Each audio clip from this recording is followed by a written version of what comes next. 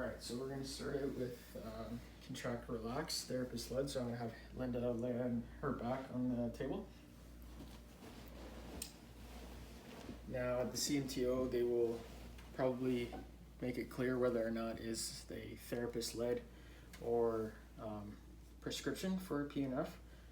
This is going to be a therapist led, so I don't really have to talk that much, but later I will show Linda how to do a Agonist contract for the biceps that she can do at home.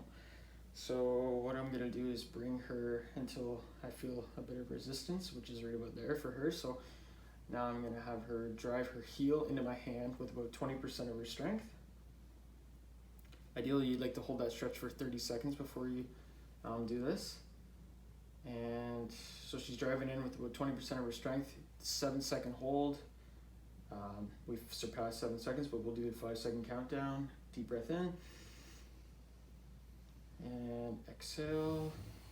And the CMTO is going to want you to show at least one gain in range of motion or length, but we'll do 2 here. So I'll have her drive into my hand again. And 5, 4, 3, deep breath in and exhale. And we'll go a little further.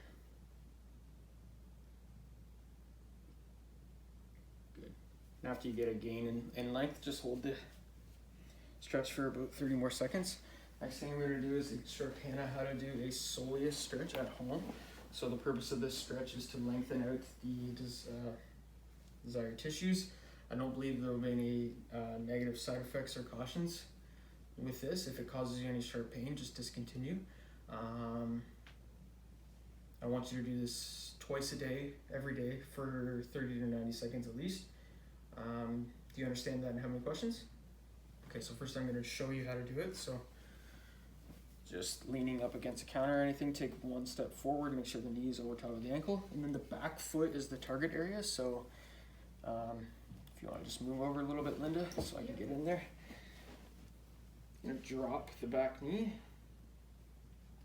making sure my toes are planted, and then you should feel it right in the back of the soleus. So do you feel that stretch? Yeah. So you can increase it by bringing your knee back a little bit and pointing your toes a little more. There you go. Awesome. So I witnessed that and demonstrated it, and she has no questions. And you understand everything I've said so far? Yes. Okay. So the next thing I am going to do is I'm going to instruct her how to do an Agonist contract for the biceps brachii at home.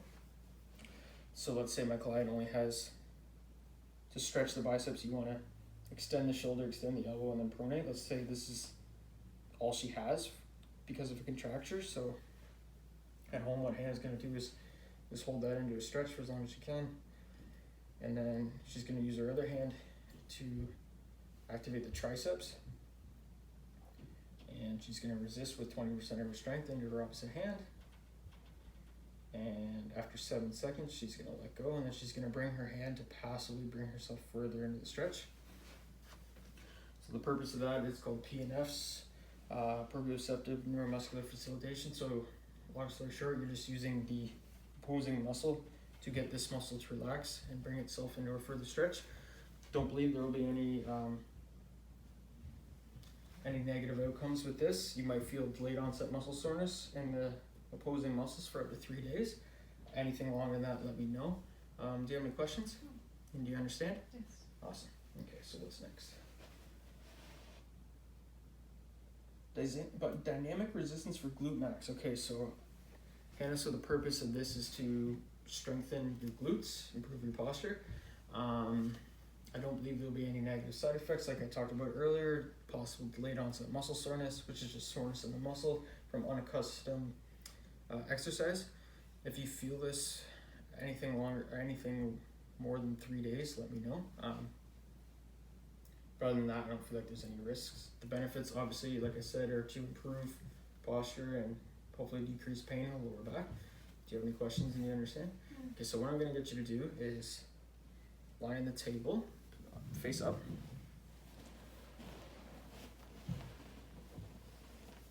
Bring your feet up like this. Well, you can cross your arms over like that, and then what I want you to do is squeeze your glutes and drive your hips forward and up. Yep, that glute bridge.